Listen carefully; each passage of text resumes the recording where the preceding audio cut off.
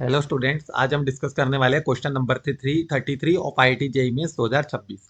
ये जो क्वेश्चन है, क्योंकि यहाँ पे आप देख पढ़ लेते हैं, current carrying is placed vertically and is and a particle of mass m which charge q is released from the rest. The particle moves along the axis of the solenoid. तो यहाँ पे जो ये है ना, ये सोलेनोइड वर्ड लिखना है यहाँ पे भूल गए हैं। ठीक है। तो ये बेसिकली क्या है कि करंट कैरिंग सोलेनोइड ले लिया, जिसको वर्टिकली खड़ा कर दिया, जैसे कि मैंने यहाँ पे फिगर में बना रखा है, आप देख सकते हैं। ठीक है। उसके बाद क्या है कि एक चार्ज जो है, एक चार्ज है जिसका मास m है, या फिर हम कह सकते हैं एक पार्टिकल है जिसका मास m है और चार्ज q है। उसको रेस्ट से छोड़ा जाता है, और वो पार्टिकल जो है, वो जो हमारा सोलिनोइड है उसकी एक्सिस से वो नीचे की साइड जा रहा है। अब जब कोई करंट कैरिंग चार्ज पार्टिकल किसी मैग्नेटिक फील्ड में मूव करता है, तो उसके ऊपर जो फोर्स एक्ट करता है, तो वो हमें मिलता है लोरेंट्ज फोर्स से। ठीक है। तो हम इसको कैसे लिखेंगे? Basically force acting on a moving charge particle. ये ध्यान देना गाइस, आपको मूविंग चार्ज पार्टिकल मैं लिख रहा हूं यहाँ पे, स्टेशनरी नहीं है, मूविंग है। Moving charge particle due to an external field. ठीक है। एक्सटर्नल फील्ड क्यों लिख रहे हैं? क्योंकि मूविंग चार्ज पार्टिकल भी फील्ड जनरेट करता है। Moving due to an external field, external magnetic field B. तो यहाँ पे मैग्नेटिक फील्ड की बात हो गई है, तो वो किससे मिलता है हमें? लोरेंट्स फोर्स से।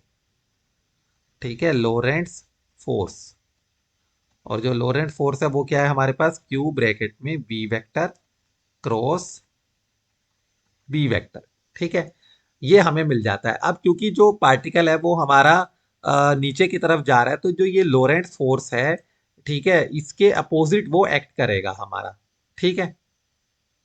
मतलब कि लोरेंट फोर्स हो गया हमारे पास, और दूसरा जो फोर्स है वो कौन सा हो गया जाएगा हमारे पास? mg, क्योंकि ये भी तो डाउनवर्ड ही एक्ट कर रहा है हमारा। तो दूसरा फोर्स कौन सा हो गया? जो हमारा फोर्स है ग्रेविटी की वजह से। तो टोटल फोर्स हमारे पास आ जाएगा, वो हमारे पास क्या आ जाएगा यहाँ पे? mg प्लस में q bracket start v vector cross B vector. ठीक है। ये हमारे पास टोटल फोर्स आ जाता है। जी भी क्या है? एक वेक्टर क्वांटिटी या acceleration due to gravity. But हमने यहाँ पे वेक्टर नहीं लगाया है। ठीक है। यहाँ पे लगाया है, तो उसका रीजन मैं आप लोगों को बताऊंगा अभी थोड़ी देर में, कि हमने ये जो सेकंड क्वांटिटी है इसी में वेक्टर साइन क्यों लगा के चल रहे हैं और फर्स्ट में क्यों नहीं लगा रहे। Although acceleration due to gravity is also vector quantity, but मैं नहीं लिख रहा हूँ यहाँ पे क्योंकि नीड नहीं है हमें लिखने की। ठीक है। तो अब हमारे पास टोटल फोर्स आ गया है। तो जो फोर्स होता है, अब यहाँ पे हम इसकी बात कर लेते हैं। तो अब देख सकते हैं जो पार्टिकल है, ये क्या कर रहा है? नीचे की साइड आ रहा है और along the axis of the solenoid move कर रहा है। तो जो पार्टिकल क्योंकि वर्टिकली ही नीचे की साइड आ रहा है और बी भी उसी डायरेक्शन में लग रहा है along the axis of the solenoid, तो जो एंगल है velocity of the particle which is v, ये जो हमने यहाँ पे लिखा है, and magnetic field b is zero, क्योंकि दोनों की डायरेक्शन सेम है। तो angle between B and B is zero. तो ये जो v क्रॉस बी है, ये हमारे पास क्या हो जाएगा? जीरो हो जाएगा। तो हमारे पास जो फोर्स एक्ट करेगा वो क्या हो जाएगा? सिर्फ mg। अब क्या होता है जब कोई पार्टिकल नीचे मूव करता है, तो उसकी एक एक्सेलरेशन होती है। तो टोटल फोर्स का हम लिख सकते हैं एम ए।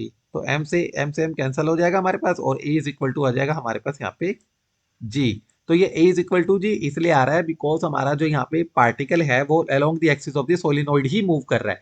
इसकी वजह से वेलोसिटी वेक्टर के बीच में और मैग्नेटिक फील्ड वेक्टर के बीच में जो हमारा एंगल है वो 0 डिग्री है। अगर ये परपेंडिकुलरली मूव कर रहा होता तो हमारे पास जो एंगल है वो 90 डिग्री हो जाता। तो यहाँ पे वो लोरेंट फोर्स भी हमारा रोल प्ले करता है टोटल एक्सेलरेशन में। बट क्योंकि लोरेंट फोर्स जो है acting on this particle is equal to zero, क्योंकि वेलोसिटी और फील्ड के बीच में जो एंगल है वो जीरो है, दोनों सेम ही डायरेक्शन में है, इसलिए हमारी एक्सेलरेशन जो है यहाँ पे ग्रेविटी के इक्वल आ गई। और यहाँ पे जो करेक्ट आंसर हमारा निकल के आता है वो आ जाता है option one, which is A is equal to ji.